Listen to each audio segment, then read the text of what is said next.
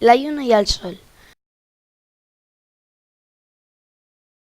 Un dia la lluna va sortir a la nit, però estava cansada i es va caure. Hi va haver una nit sense lluna i trista. Llavors el sol es va enterar i va sortir ell. La gent es queixava perquè no havien dormit tant. Els nens es dormien a l'escola. Un dia la lluna es va reunir amb el sol i aquest li va... Escolta una pregunta.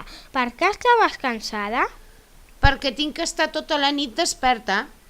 El sol es va queixar i li va dir... Jo també estic cansat d'estar tot el dia despert. Llavors van anar a parlar amb l'alcalde dels sols. Senyor alcalde, que ens podria donar una solució per no cansar-se? Com que us canseu? Doncs sí, ens cansem d'estar tot el dia i tota la nit desperts. Doncs aniré a parlar amb el rei dels sols, a veure si ens dona la solució. Quan van arribar al palau del rei, van trucar a la porta. Qui és? Va preguntar el rei.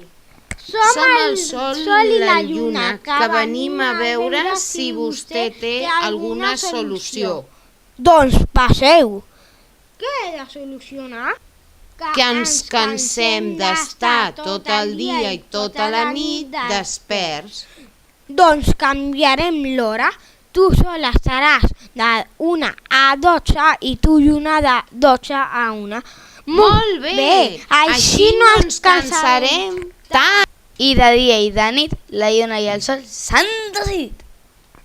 I vet aquí un gat, i vet aquí un gos, i aquest conte ja s'ha fos.